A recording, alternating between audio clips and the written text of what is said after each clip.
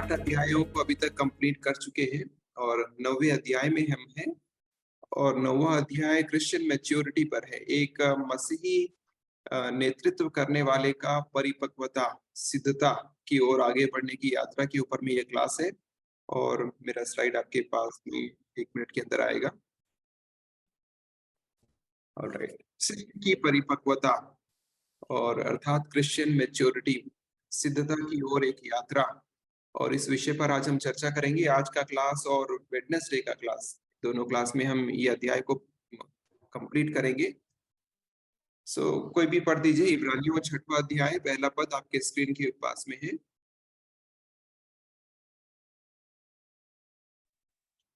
इसीलिए आओ मसीह की शिक्षा आरंभ की बातों को छोड़कर हम सिद्धता।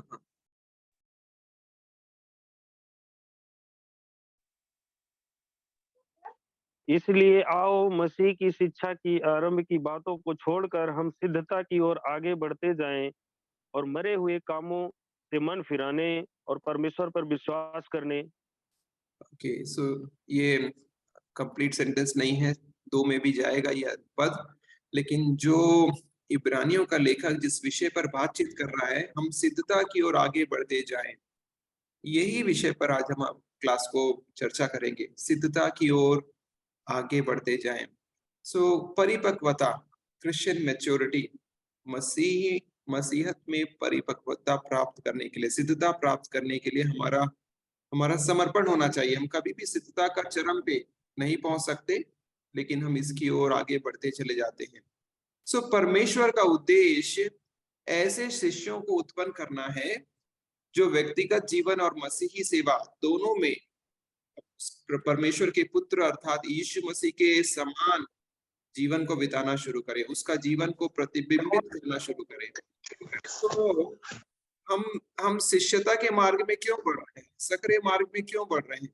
क्योंकि हम यीशु के समान बनना चाहते हैं। यीशु मसीह सिद्धता का एक उदाहरण है हमारे लिए, और हम यीशु की सिद्धता को अपने जीवन में प्राप्त करना चाहते हैं। हमारा तात्पर्य क्या है? ये तात्पर्य है कि हम अभी सिद्ध नहीं हुए हैं और हम सिद्धता के मार्ग में आगे बढ़ रहे हैं और हम उसके पुत्र के समान बनना चाहते हैं। और हमारा विश्वास ये है, एक दिन हम उसके पुत्र की समानता में बदल जाएंगे और जैसा यीशु है वैसा हम हो जाएंगे। और ये यात्रा आज से और इसके पहले से प्रारंभ हो चुकी है, सिद्धता की यात्रा में है। और हमारे लिए एक आकर्षक संभावना है। क्या संभावना है? कि हम स्वयं यीशु के समान बनने वाले हैं। और ये स्तर इतना ज्यादा ऊंचा है। हम जानते हैं कि हम संसार में जब तक है हम प्रगति कर सकते हैं, लेकिन हमारी प्रगति काफी धीमी रहती है। हम जिस स्तर को प्राप्त करना चाहते हैं, कभी कभी हम निराश हो सकते हैं। हम सिद्धता के इस उत्तम स्तर को प्राप्त करने के लिए इतने धीमे क्यों हैं? लेकिन लगे रहें। जिस स्थिति में है, जिस गति में आप हैं, उस स्थिति में आप आगे बढ़ते रहिए, क्योंकि हमारा जो गंतव्य है, हमारा जो लक्ष्य है, वो बहुत आकर्षक है। वो आकर्षक ये है कि हम स्वयं यीशु के समान बनने वाले हैं। वो हमारा उदाहरण है और एक दिन हमारा चरित्र, हमारा स्वभाव, हमारे शब्द यीशु के समान बन जाएंगे। और कभी कभी हमें निराशा भी लगती है कि हम क्यों इतना धीमी गति से बढ़ रहे हैं। काश हमारी सिद्धता की ओर की यात्रा जल्दी जल्दी बढ़ जाती और हम जल्दी जल्दी परिपक्व हो जाते। एक और बात आपके ध्यान में लाना चाहता हूं, और वो यह है कि जो सिद्धता है, यह आत्मिक परिपक्वता है, ये आत्मिक जीवन तक सीमित नहीं है। हम केवल आत्मिकता में ही सिद्ध बनेंगे ऐसा नहीं है। हमारा दैनिक जीवन, हमारा दिनचर्या, हमारा बोलचाल, हमारा सभ्यता, हमारी संस्कृति, सभी में हमको सिद्धता प्राप्त करने की आवश्यकता है। केवल आत्मिक जीवन में सिद्धता प्राप्त करना काफी नहीं है। यीशु मसीह के समान उनका उनका व्यवहार, आत्मिकता, उनका बोली शैली, रहन सहन, सब में सिद्धता प्राप्त करने के लिए हमें आह्वान है। और प्रभु हमको अनंत काल के लिए सिद्धता के जीवन के लिए बुला रहे हैं, जिसमें हमारा पूरा जीवन, आत्मिकता भी शामिल है और अन्य चीजें भी शामिल है, जिसमें हमें सिद्धता प्राप्त करनी है। इसका मतलब क्या है? इसका मतलब यह है कि हमको सिद्धता के लिए निरंतर प्रयासरत रहना है। और ये भी जानकारी रखना है कि हम अकेले के दम पर सिद्धता को प्राप्त नहीं कर सकते। कई बार हम सोचते हैं हम अपना नियमित अभ्यास से या डिसिप्लिन के द्वारा हम परिपक्वता को प्राप्त कर लेंगे। शायद नहीं, हमको परमेश्वर की सहायता की आवश्यकता है। हम अकेले अपने सामर्थ्य से कुछ भी नहीं कर सकते। यीशु की सहायता की आवश्यकता है और जब वो हमारी सहायता करते हैं, हम परिपक्वता के मार्ग में आगे बढ़ जाते हैं। अन्यथा हम मार्ग में बीच में ही रुक सकते हैं। सो इब्रानियों 6:1 जो हम पढ़े हैं, उसको हम 3 अर्थों में समझ सकते हैं। वहां इस प्रकार से लिखा है, आओ हम सिद्धता के मार्ग में आगे बढ़े, आओ हम सिद्धता में बढ़ते जाएं। इसको हम 3 अर्थों में समझ सकते हैं। पहला, जब वो कहता है सिद्धता के मार्ग में बढ़ते जाएं, इसका मतलब ऐसा है कि शायद हम बीच में रुक सकते हैं। और कई बार हमारे साथ इस प्रकार से होता है, जब हम सिद्धता के मार्ग में आगे बढ़ते हैं, हमको लगता है कि हम सिद्ध हो गए हैं, क्योंकि 1 महीना, 2 महीना, 5 महीना या 1 साल से बाइबल पढ़ते आ रहे हैं, प्रार्थना करते आ रहे हैं और अंदर में एक संतुष्टि बढ़ती जा रही है और संतुष्टि के साथ थोड़ा घमंड भी बढ़ता जा रहा है और हमको लगता है हम सिद्ध हो चुके हैं या फिर हम दूसरों से आगे बढ़ चुके हैं। या फिर ऐसा भी लग सकता है कि हम इस चर्च में हमारे जितना आत्मिकता का बराबरी करने वाला कोई नहीं है और हम अपने आत्मिकता का बढ़ने का स्तर को वहां रोक सकते हैं। एक सावधानी है, 6:1 सिद्धता के स्तर में बढ़ते जाएं। अब अभी तक हम पहुंचे नहीं हैं, लेकिन कभी कभी हमको गलत एहसास होता है या फिर हम भ्रम में आ जाते हैं कि हम पहुंच चुके हैं या सिद्ध हो चुके हैं। पौलुस कहता है, ऐसा नहीं कि मैं प्राप्त कर चुका हूं, मैं दौड़ता चला जाता हूँ। फिलिपियों 3:12 में, मैं दौड़ता चला जा रहा हूं, मैं प्राप्त नहीं किया हूं। पौलुस जो आत्मिकता के ऊंचाइयों में पहुंच गया, 7वें आसमान पर गया है, परमेश्वर के अद्भुत वातावरण को देखा है और हम सबसे ज्यादा अन्य भाषाओं में बातचीत किया है, भविष्यवाणियां किया है, वो बोलता है, ऐसा नहीं कि मैं प्राप्त कर चुका हूं। यह ज्ञान हमारे अंदर में हमेशा रखना चाहिए। 1 साल, 2 साल या 5 साल से जब हम बाइबल पढ़ लिए, बहुत आराधना कर ली है, परमेश्वर की स्तुति कर ली है, बहुत जगह प्रचार कर लिए और अचानक से अंदर में ये बात आती है, हम दूसरों से बहुत आगे बढ़ गए हैं। मत रुकिए, मत रुकिए, अपने इस विचार को थोड़ा साइड कर दीजिए और कहिए अपने आप से, हम सिद्धता के स्तर में अभी नहीं पहुंचे हैं। पौलुस ने कहा है, मैं प्राप्त नहीं किया हूं और हमको भी यही उसके साथ कहना है, हम प्राप्त नहीं किए हैं, हमको आगे बढ़ते जाना है। तो पहला खतरा क्या है? पहला खतरा ये है कि हम बहुत जल्दी रुक सकते हैं, जहां तक हमको बढ़ना चाहिए हम वहां तक नहीं बढ़ पाते और समय से पहले शायद रुक सकते हैं। सावधान, मत रुकिए, बढ़ते जाइए। सिद्धता का मार्ग और आगे लंबा है और हमको बढ़ते जाना है। कई बार सिद्धता के रास्ते पर जब हम बढ़ते जाते हैं, हम निराशा के शिकार हो सकते हैं। इसका मतलब क्या है? कोई भी यूहन्ना 13 पढ़िएगा, यूहन्ना उसका 13 अध्याय और 13 पद।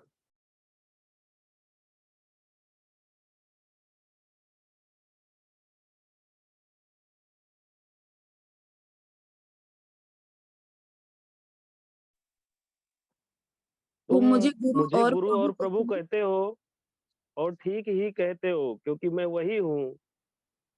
ओके, सो यहाँ भी यीशु मसीह अपने चेलों से बातचीत कर रहा है। ये शब्द को हम पहले पढ़ चुके हैं। तुम मुझे गुरु गुरु कहते हो और ठीक भी कहते हो। और अगर आप मत्ती रचित सुसमाचार 25वां अध्याय में प्राप्त करेंगे तो यही गुरु गुरु कहने वाले लोगों के बारे में लिखा है मत्ती 25 में कि मैं तुम्हें नहीं जानता। वो लोग बोलते, नहीं प्रभु, तू हमको जानता है, क्योंकि हम तेरे नाम से दुष्ट आत्मा निकाले थे, तेरे नाम से भविष्यवाणियां किए थे, तेरे नाम से अद्भुत काम किए थे, प्रचार किए थे। बोलता मैं तुमको नहीं जानता और उनको बाएं हाथ में खड़ा करता है और फिर बोलता है इन लोगों को, भीड़ों को, तुम मुझे, जब मैं भूखा था तुमने मेरी सहायता की, जब मैं प्यासा था पानी पिलाया, जब मैं जेल में था, कारागृह में था, तुमने मुझे देखने के लिए आए, जब मैं बीमार था तुमने मेरी सेवा करी है और तुम हो मेरे लोग। यीशु मसीह यही बात बोलता है। कई लोग थे जो अच्छा यात्रा शुरू किए, दुष्ट आत्मा निकाले हैं और प्रचार किए हैं और भविष्यवाणियां किए हैं और सेवा करे हैं, लेकिन उन निराशा के शिकार होकर बीच रास्ते पर छोड़ दिए हैं। ये लोग प्रभु के नाम से कहते, प्रभु हम तो देख तेरे नाम से निकाले थे एक बार, और आखिरी तक भले नहीं किए लेकिन करे तो थे, और बीच रास्ते पर उन्होंने निराशा के शिकार हो गए हैं और यीशु को प्रभु करके छोड़ दिए हैं। कई बार सिद्धता का मार्ग में हम निराशा के शिकार हो सकते हैं और अपनी आत्मिक गति को बंद कर सकते हैं। कई बार आपको बाइबल पढ़ने का इच्छा नहीं होगा निराशा में, प्रार्थना करने का इच्छा नहीं होता है, मीटिंग जाने का इच्छा नहीं होता, प्रचार करने का इच्छा नहीं होता, सेवा करने का इच्छा नहीं होता। और जब ये निराशा लगातार बनी रहती है, हम पूर्णतः परमेश्वर से अलग हो जाते हैं। आप निराशा को परमेश्वर का विरोधी समझ सकते हैं, क्योंकि भजन संहिता 100 अध्याय में भजनकार इस प्रकार से कहता है, धन्यवाद करते हुए उसके फाटकों में प्रवेश करो। किसका फाटक में धन्यवाद के साथ प्रवेश करना है? परमेश्वर का फाटक में धन्यवाद के साथ प्रवेश करना है। निराशा के साथ क्या हम प्रवेश कर सकते हैं? शायद निराशा के साथ आपको एंट्री नहीं मिलेगा। प्रभु का भवन में धन्यवाद के साथ जब कभी परमेश्वर की उपस्थिति में आने के लिए लिखा गया है, वो लिखा है कि उदास होकर नहीं आना, निराशा के साथ मत आना, धन्यवाद और आनंद करते हुए उसके चरणों में प्रवेश करना, उसके फाटकों में प्रवेश करना। यहाँ तक कि जब यीशु मसीह सिखाते हैं, जब तुम उपवास करना परमेश्वर के सामने, तो अपने चेहरे पर उदासी मत ठहराना, अपने चेहरे को उदास मत करना, अपने चेहरे को निराश मत करना, लेकिन तुम तेल लगाना और फ्रेश दिखना, आनंदित होना और परमेश्वर की उपस्थिति में रहना। इस प्रकार से यीशु मसीह ने सिखाया था। निराशा आपको प्रभु की उपस्थिति में जाने से रोक सकती है। हमारा मन में, हमारा विचार में हमको ये रखना है, प्रभु आनंद करने वाले व्यक्तियों के साथ सहभागिता करता है, और यहाँ तक कि प्रभु की उपस्थिति में आनंद है। अगर आप प्रभु की उपस्थिति में हैं, आप निराश नहीं होंगे, आप आनंद का भाग बनेंगे। इसका मतलब है, जब आप निराश होते हैं, दुखी हो जाते हैं, आप परमेश्वर की उपस्थिति से शायद थोड़ा साइड में हैं और आपको इसलिए निराशा ने घेर लिया है। प्रभु की उपस्थिति में आ जाइए। प्रभु की उपस्थिति आनंद की भरपूरी है और आपकी निराशा परमेश्वर हमेशा के लिए दूर करना चाहते हैं। निराशा हमें परिपक्वता के मार्ग में बढ़ने से रोक सकती है। हम निराशा के शिकार हो सकते हैं और अपनी सेवा को छोड़ सकते हैं। मरकुस के साथ ऐसा ही हुआ। एक बार मरकुस और पौलुस सेवा करने के लिए निकले हुए हैं और सेवा करने का बोझ में इतना ज्यादा तनाव हो गया है। मरकुस बोला, मैं आगे नहीं जाऊंगा, मेरे को वापस घर जाना है। पौलुस बोला, नहीं नहीं, हम तो सेवा शुरू करें हैं, हम कैसे लौट सकते हैं? और मरकुस नहीं माना है और बीच रास्ते पर पौलुस के साथ विवाद हुआ है और पौलुस बोला है, मरकुस तेरे को जो करना है कर, मैं तेरे को आगे नहीं ले जा सकता। और मरकुस रास्ते का बीच में, सेवा के बीच से लौट गया है और एकदम पौलुस के जीवन के आखिरी में वो पश्चाताप करके वापस सेवा को शुरू करता है। मैं ये कहना चाहता हूँ, हम इब्रानियों का जो लेखक हमको कहता है कि सिद्धता के मार्ग में बढ़ते जाओ, पहला तो हम बहुत जल्दी रुक सकते हैं, दूसरा कई बार हम बढ़ते बढ़ते थक जाते हैं, निराश हो जाते हैं, हमारे अंदर कोई शक्ति नजर नहीं आती और बढ़ने का कोई हमको उद्देश्य नहीं मिलता है। परमेश्वर की उपस्थिति में आ जाइए, उसके आनंद को जब आप भर जाएंगे, आपको चलने में थकावट नहीं लगेगा। जैसे यशायाह का 29 अध्याय का आखिरी में लिखता है कि वे तो बल प्राप्त करते जाएंगे, वे उखाबों के समान उड़ेंगे और थकेंगे नहीं, वे श्रमित नहीं होंगे, वे चलेंगे और श्रमित नहीं होंगे। परमेश्वर सिद्धता के मार्ग में आपको थकावट का होने का एहसास नहीं दिलाएगा। उसकी उपस्थिति के भरपूरी में आ जाइए और प्रभु आपको आगे के रास्ते पर चलने के लिए बल प्रदान करेंगे। तीसरा चेतावनी इब्रानियों उसका 6वां अध्याय का पहला पद में जब वो कहता है कि सिद्धता के मार्ग में बढ़ते जाओ, ऐसा लग सकता है कि हम अकेले सिद्धता को प्राप्त कर लेंगे। हम अभी तक बाइबल पढ़ रहे हैं, अकेले अकेले पढ़ते हैं, हम अकेले प्रार्थना करते हैं, हम अकेले दुआ करते हैं और प्रचार भी हम अकेले करते हैं। हमारे पास बुद्धि है, परमेश्वर ने बहुत सारे साधन हमको दिए हैं जिसके द्वारा हम कर रहे हैं, और कभी कभी लग सकता है हम सिद्धता के मार्ग में अकेले ही आगे बढ़ पाएंगे और हमको किसी की आवश्यकता नहीं है। शायद हम यहाँ पे भी हम सिद्धता के मार्ग में गलती कर सकते हैं, क्योंकि सिद्धता की यात्रा अकेले आप पूरा नहीं कर सकते। यीशु मसीह ने अंतिम भविष्यवाणी जो करी थी चेलों के लिए, वो ये था, लो मैं जगत के अंत तक तुम्हारे साथ हूँ। और ये भविष्यवाणी हमारे लिए, इसको पकड़ कर रखना है, क्योंकि यीशु मसीह का अंतिम भविष्यवाणी है। शरीर में यहाँ से पुनरुत्थान होकर स्वर्ग में उठाए जाने से पहले ही अंतिम वाक्य था जो यीशु ने कहा था, लो मैं जगत के अंत तक तुम्हारे साथ हूँ। और ये इसको पकड़कर हमको रखना है।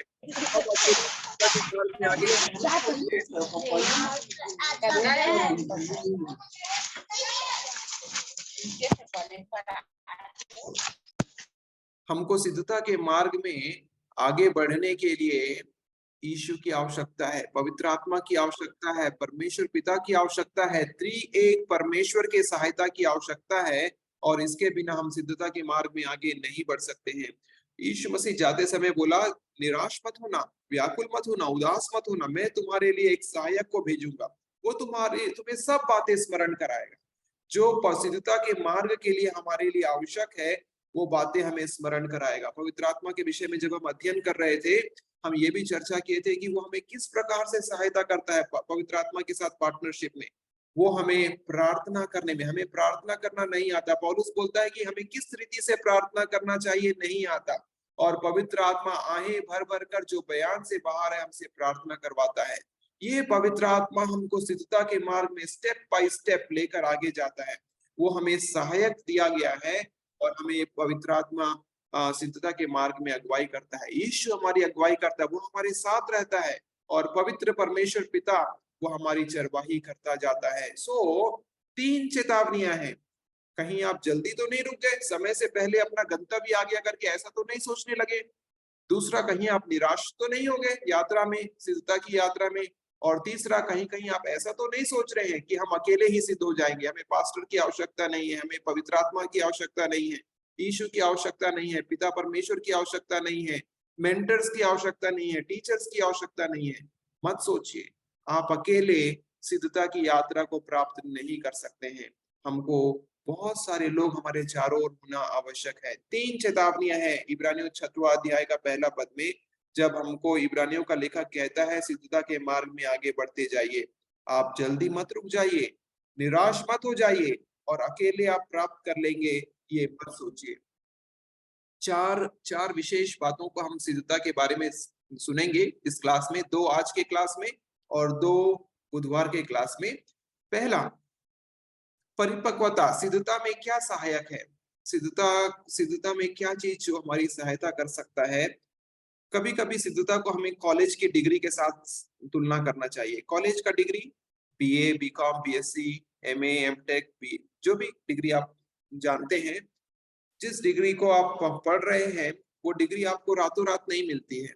छात्र दिन रात अपना डिग्री को प्राप्त करने के लिए मेहनत करते हैं और साथ ही साथ डिग्री को प्राप्त करने के लिए उनको परीक्षा देना पड़ता है और परीक्षा को उत्तीर्ण करने के पश्चात ही उनको डिग्री मिलती है। सिद्धता को आप इस डिग्री के समान समझ सकते हैं। ये एक दिन में, एक रात में आप बोलेंगे प्रभु मैं सिद्ध बनना चाहता हूँ, मुझे सिद्ध बना दे, पवित्र कर दे, और हम पवित्र हो गए, हम सिद्ध बन गए। शायद ऐसा नहीं है। एक यात्रा है, एक लंबा यात्रा, डिग्री के समान 3 साल 5 साल, शायद सिद्धता की यात्रा डिग्री से भी ज्यादा लंबा है। और इतना ज्यादा लंबा है, कभी कभी हम सोचेंगे खत्म कब होगा, मेरे को लगता है ये पूरा जीवन ही चलेगा, लेकिन तो भी ये डिग्री के समान है। हमको परीक्षा आती जाती है। हमारा सिद्धता की यात्रा में आप प्रतिदिन या फिर समय समय काल पर आपको परीक्षा देनी पड़ती है। यीशु मसीह भी परीक्षा दिया है और उत्तीर्ण हुआ है, और उत्तीर्ण होने के बाद एक नया परिपक्वता को प्राप्त किया है। हम भी जब परीक्षा में उत्तीर्ण होते हैं, हमारे जीवन के विश्वास की परीक्षा में हम जब परीक्षा को उत्तीर्ण करते हैं, हम परिपक्वता की डिग्री में एक लेवल आगे बढ़ते चले जाते हैं।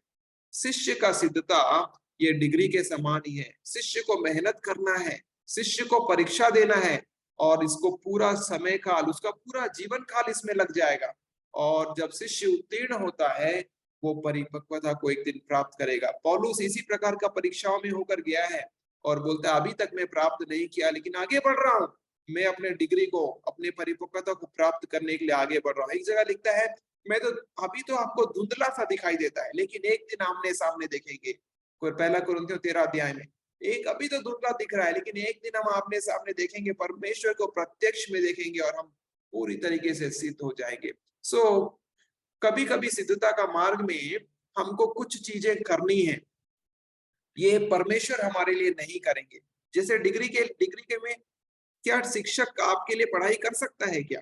शिक्षक आपको पढ़ा सकता है, लेकिन शिक्षक आपके लिए पढ़ाई नहीं कर सकता। परमेश्वर भी सिद्धता के मार्ग में हमें शिक्षा दे सकता है, परमेश्वर हमें सहायता कर सकते हैं, लेकिन हमारे लिए मेहनत नहीं कर सकते। मेहनत का काम जैसे डिग्री के क्षेत्र में शिक्षकों का नहीं है, छात्रों का है, वैसे ही सिद्धता के क्षेत्र में मेहनत करने का काम परमेश्वर का काम नहीं है ये शिष्यों का काम है। आप और मैं जो शिष्य हैं, हमको सिद्धता के मार्ग के लिए मेहनत करना हमारे लिए धर्म है और यह हमारा कार्य है। परमेश्वर हमारे लिए मेहनत नहीं करेंगे। सिद्धता के मार्ग में बढ़ने के लिए हमें आत्म अनुशासन चाहिए, दृढ़ इच्छा चाहिए। हमको सिद्धता बनने का इच्छा है। जैसे बाइबल में लिखा है, भूख और प्यास, आत्मिकता और धार्मिकता के लिए भूख और प्यास। ये भूख और प्यास नया बात सीखने के लिए, नया काम करने के लिए, प्रभु के लिए आगे बढ़ने के लिए, ये उत्साह शिष्य के लिए आवश्यक है और इसके लिए हमको प्रयत्न करना है। जैसे बुद्धि या संगीत का क्षेत्र या खेल का क्षेत्र, आपके सामने एक स्क्रीन में एक चित्र है दौड़ने वाली एक लड़की का। ये मान लीजिए कंपटीशन के लिए तैयारी कर रही है, ओलंपिक्स में जीतने के लिए या नेशनल रेस में जीतने के लिए अगर तैयारी कर रही है, तो दौड़ने का काम ये एथलीट का है। दौड़ने का काम इसका ट्रेनर का नहीं है। इसका ट्रेनर उसको बताएगा दौड़ना कैसा है, लेकिन मेहनत करना, दौड़ना, नियमित रूप से अभ्यास करना, ये एथलीट का काम है। इसी प्रकार से हम जब सिद्धता की यात्रा में बढ़ रहे हैं, ट्रेनर अर्थात हमारा परमेश्वर हमको ट्रेनिंग देगा, बताएगा कैसे बढ़ना है, कैसे परीक्षा में पास करना है। लेकिन प्रतिदिन अभ्यास करने का, प्रतिदिन हमको बढ़ने का काम हमारा है और इसके लिए दृढ़ इच्छा शक्ति है। ठंडी के समय में 6 बजे उठना है और दौड़ना है। कौन दौड़ेगा? इतना ठंड में तो कंबल के अंदर रहना अच्छा लगता है। लेकिन अगर इसको कहीं महिला को जीतना है, इस दौड़ का कंपटीशन को जीतना है, वो डिसिप्लिन के साथ प्रतिदिन अभ्यास करना है। सिद्धता चाहे ठंडी है, गर्मी है, बरसात है, हमको प्रभु के साथ अभ्यास करने में जुड़ा रहना है। और जब हम प्रभु के साथ नियमित अभ्यास में जुड़े हुए हैं, हम सिद्धता के मार्ग में आगे बढ़ते जाते हैं। जो मसीही लोग, जो शिष्य लोग परिपक्वता में तेजी के साथ विकास प्राप्त नहीं कर सकते, उनको उनके लिए एक चीज ये भी संभव है कि वे लोग नियमित अभ्यास नहीं कर रहे हैं। कई बार हम देखेंगे कि हमारा जो सिद्धता की ओर बढ़ना है वो काफी धीमी है, बहुत धीमी है, या हम विकास नहीं कर पा रहे हैं। इसका मतलब है कि हम नियमित अभ्यास नहीं करें। बिना अभ्यास के कैसे कोई एथलीट जीतेगा? उसी प्रकार से बिना अभ्यास के कोई कैसे परिपक्व हो जाएगा? मैं बुद्धि और संगीत और खेल का उदाहरण दिया। संगीत के क्षेत्र में मान लीजिए आप गिटार सीख रहे हैं, आपका ट्रेनर आपको सिखा रहा है ये ए कॉर्ड है, बी कॉर्ड है, सी कॉर्ड है, इस प्रकार से गाना बजाना है, और आप अभ्यास नहीं कर रहे हैं। क्या आप गिटार बजाना सीख पाएंगे? नहीं सीखेंगे, क्योंकि आपने अभ्यास नहीं कर रहे हैं। जब आप अभ्यास करेंगे तभी आप सीखेंगे, तभी आप प्रगति करेंगे। उसी प्रकार से परिपक्वता में हमको प्रतिदिन अभ्यास करने की आवश्यकता है। आत्मिक क्षेत्र में बढ़ने के लिए अभ्यास करने की आवश्यकता है, प्रभु के साथ संगति करने की आवश्यकता है। और जब हम प्रभु के साथ संगति करते हैं नियमित रूप से, हम परिपक्वता के मार्ग में हम आगे बढ़ते जाते हैं। दूसरा कुरिन्थियों उसका 3रा अध्याय और उसका 8वां पद कोई भी पढ़ दीजिए।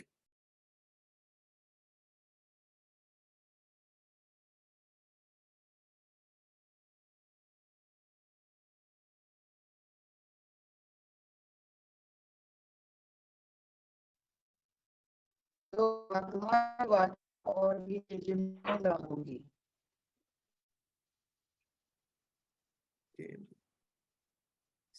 क्या इस प्रकार से लिखा है क्या जो नीचे में, परंतु जब हम सबके उघाड़े चेहरे से प्रभु का प्रताप इस प्रकार प्रकट होता है जिस प्रकार दर्पण में, तो प्रभु के द्वारा जो आत्मा है हम उसी तेजस्वी रूप में अंश अंश करके बदलते जाते हैं। यही वचन पढ़े थे सिस्टर।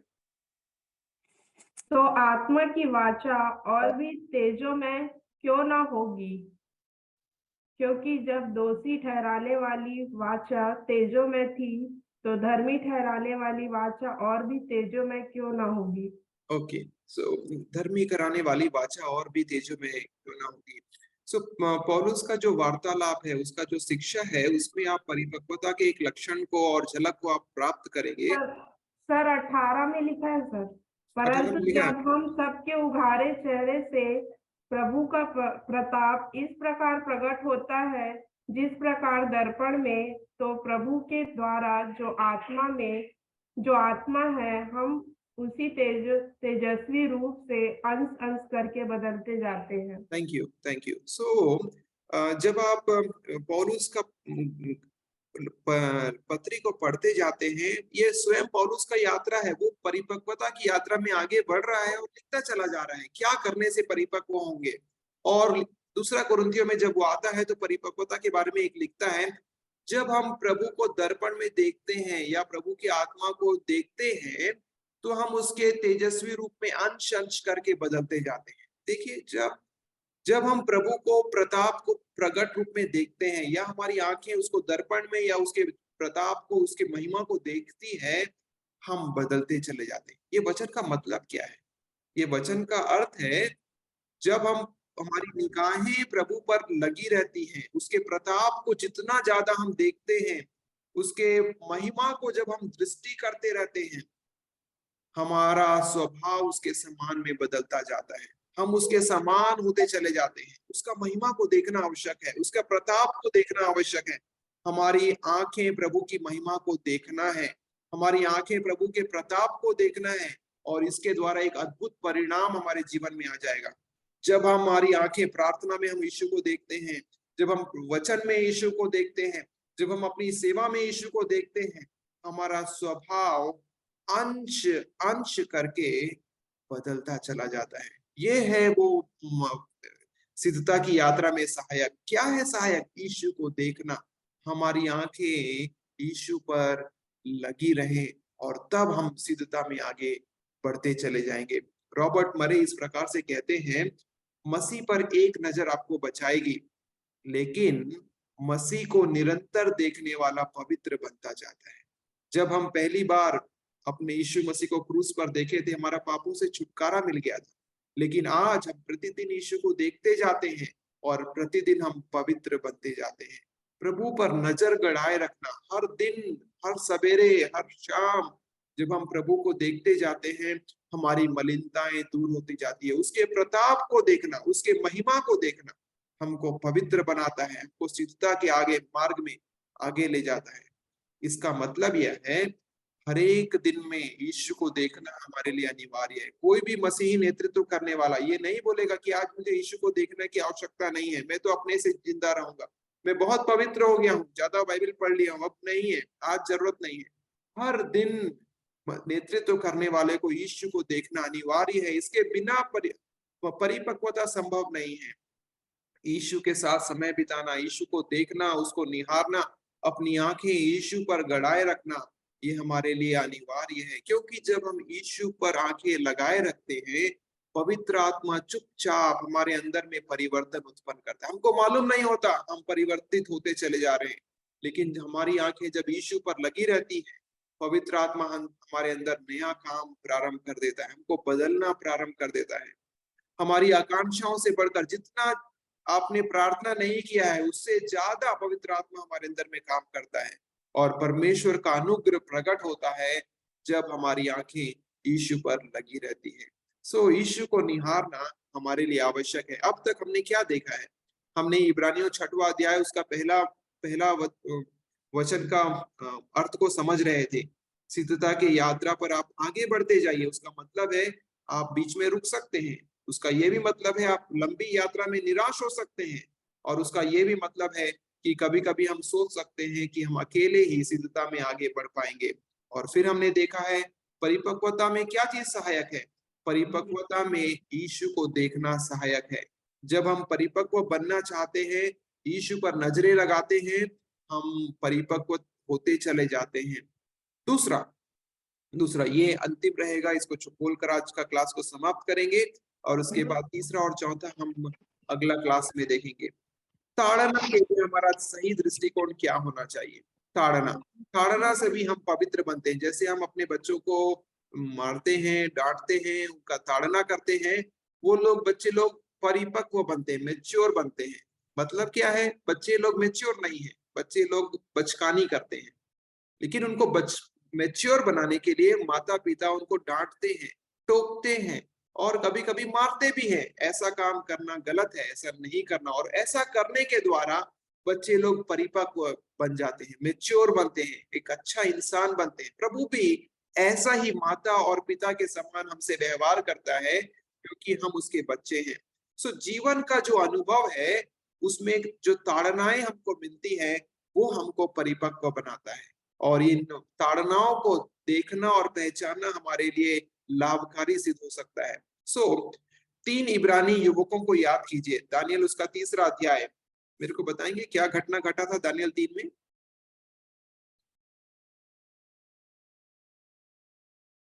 दानियल दानियल 3, दानियल 1 में क्या था? दानियल 1 में दानियल और उसके मित्रों को यरूशलेम से लेकर बेबीलोन पहुंचाया गया था और उनको खाना पीना का प्रॉब्लम हुआ। वो मंदिर में चढ़ा हुआ मांस नहीं खाना चाहते थे, दारू नहीं पीना चाहते थे, अपवित्र होंगे करके। ये पहला अध्याय। दूसरा अध्याय, तीसरा अध्याय, चौथा अध्याय। ओके, दानियल का किताब को एक बार पढ़िएगा, हमारे लिए एक परिपक्वता की यात्रा पर दानियल का अनुभव हमको काम आएगा। दानियल को प्रभु ने कहा था ये मेरा प्रिय है, मतलब परिपक्वता के आगे में वो बढ़ गया है, आगे बढ़ा है और परमेश्वर ने उसको कहा ये मेरा प्रिय है।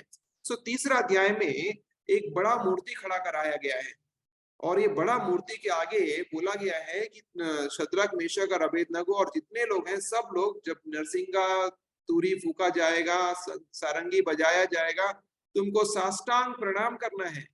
और शद्रक, मेशक और अबेदनगो बोले ऐसा हम नहीं कर सकते हैं। ये एक ताड़ना का या परीक्षा का समय आ गया है, क्या करना है।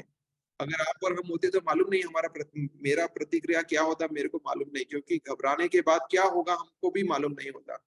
लेकिन प्रभु का अनुग्रह इन तीनों युवकों पर हुआ। बोले कि हम ऐसा नहीं कर सकते हैं, हम नहीं झुकेंगे। चाहे राजा तू हमको आग की भट्टी में डाल दे तो डाल दे, लेकिन हम ऐसा नहीं कर सकते। राजा आग बबूला हुआ, बोला कि ये आग को 7 गुना धक्का दो। चित्र का एक विवरण आपको एक पिक्चर में दिया सामने में, ताकि हम समझ जाए घटना क्या हो रहा है। और जब 7 गुना धक्का दिए हैं, ये तीनों युवकों को फेंक दिए हैं और राजा सोचा है एक क्षण लगेगा इनको भस्म होने में, क्योंकि आग तो 7 गुना धधक गया है, इनका हड्डी तक जल जाएगा। लेकिन इसका उल्टा हुआ, मोजा भी नहीं जला और 3 के बजाय 4 व्यक्ति वहां नजर आ गए हैं। ये परीक्षा के सामने जब ये 3 युवक खड़े हो गए हैं, प्रभु का आश्चर्य कर्म वहां प्रकट हुआ है और प्रभु उनको बचा लिए हैं। अब मुझको ये बताइए, ये तीनों का विश्वास इतना चरम पर था कि प्रभु हमको बचाएगा और अगर नहीं भी बचाएगा तो हम प्रभु के लिए मरने के लिए तैयार हैं। ये इनका विश्वास था। ये घटना के बाद, आग की घटना के बाद जिंदा बाहर आ गए और राजा उनके सामने झुक गया, प्रणाम किया, बोला तुम्हारा परमेश्वर सच्चा परमेश्वर है। मैं पूरे जगह में चिट्ठी लिखूंगा कि यहूदियों का ही परमेश्वर सच्चा परमेश्वर है। इसके बाद आप बताइए, इनका परिपक्वता की यात्रा पे तीनों का क्या ज्यादा परिपक्व हो गए कि नहीं हो गए? ये परीक्षा के बाद क्या सोचते हैं आप? सर ये विश्वास में सिद्ध हो गए। सिद्ध हो गए ना। ये जो परीक्षा, बड़ा परीक्षा हुआ, ये छोटा मोटा परीक्षा नहीं है। जिंदा बचे रहने या नहीं बचे रहने का एक परीक्षा है। और जब ये परीक्षा से निकल कर गए हैं, इनका विश्वास कई गुना बढ़ गया। प्रभु ने हमको आग से बचा लिया, एक नया गवाही जुड़ गया। आपके और हमारे जीवन में भी कई परीक्षाओं के बाद कई गवाहियां जुड़ जाती हैं। हमारा विश्वास अडिग हो जाता है, हम परिपक्व बन जाते हैं। और मैं यही बात बता रहा हूं आपको, जब हम परीक्षाओं से होकर जाते हैं, हमारा विश्वास ज्यादा गहरा हो जाता है, हम परिपक्व ज्यादा हो जाते हैं। इसीलिए ताड़नाओं के बीच में, परीक्षाओं के बीच में हमारा सही दृष्टिकोण होना अनिवार्य है और प्रभु को पहचानना है। ताड़नाओं के बीच में प्रभु हमारे लिए एक नया काम कर रहे हैं, हमारा विश्वास को और हमारा परिपक्वता के स्तर को वो बढ़ा रहे हैं। तो जब हम ताड़नाओं से, परीक्षाओं से होकर जाते हैं, निराश मत होइए। इसके पश्चात आपका विश्वास बढ़ जाएगा और प्रभु आपको नया परिपक्वता के लेवल पर लेकर जाएंगे। आइए हम प्रार्थना करें और उसके पश्चात पास्टर कपिल दूसरे क्लास में हमारी अगुवाई करेंगे। सिस्टर अंजलि दीप हमारे बीच में यदि हैं तो कृपया अनम्यूट कीजिए, प्रार्थना कीजिए। हालेलुया, धन्यवाद धन्यवाद धन्यवाद करते महान सामर्थ प्रभु जी, सुंदर समय के लिए पिता परमेश्वर राजा जो आपने हमारे प्रत्येक के जीवन में दिया प्रभु जी। आज पिता परमेश्वर राजा के पवित्र वचन से पिता परमेश्वर अपने समझने के लिए, सीखने के लिए को दिया। पिता हम आपके नाम को धन्यवाद करते हैं, सर को धन्यवाद करते पिता परमेश्वर राजा, उनको भी अच्छी रीति से समझाने के लिए प्रभु जी आपने इस्तेमाल किया। पिता हम आपको धन्यवाद करते जो भी हमने आज सीखा प्रभु जी। पिता परमेश्वर राजा इब्रानियों की किताब से पिता परमेश्वर राजा हम दुआ करते पिता परमेश्वर, कई बातें हमारे जीवन में आती है पिता परमेश्वर, लेकिन हम दुआ करते हैं पिता परमेश्वर राजा जिस दानी और पिता उनके साथ ही लोग पिता परमेश्वर राजा विश्वास में प्रभु जी पिता कभी पिता परमेश्वर राजा वो पीछे नहीं हटे बढ़ते गए पिता परमेश्वर आपने हमेशा उनके साथ रहा पिता धन्यवाद करते हैं हमारे जन्म में प्रभु जी कई बात ऐसे होते हैं प्रभु जी हम भी पिता परमेश्वर पीछे हटने वाले नहीं प्रभु जी बल्कि आपके साथ प्रभु जी हम चलने वाले हो सके हर एक बात के लिए धन्यवाद करते पिता परमेश्वर जितने भाई बहन जुड़े हैं सबको आपके हाथ में समर्पित करते पिता परमेश्वर राजा हर एक बात में पिता परमेश्वर हमारा चिकनापन सारे चीजें प्रभु जी कल आपकी महिमा के लिए होने के लिए पिता आपसे प्रार्थना करते प्रभु जी आगे के समय के लिए दुआ करते पिता की क्लास को पिता समर्पित करते प्रभु जी आपकी इच्छा के अनुसार हर एक बात होने की सहायता मदद करना फिर सर को सबको को आपके हाथ में समर्पित करते हुए विनती को आपके प्यारे बेटे हमारे उद्धार करता प्रभु यीशु मसीह के नाम में सुंदर दया से ग्रहण कीजिए आमीन आमीन।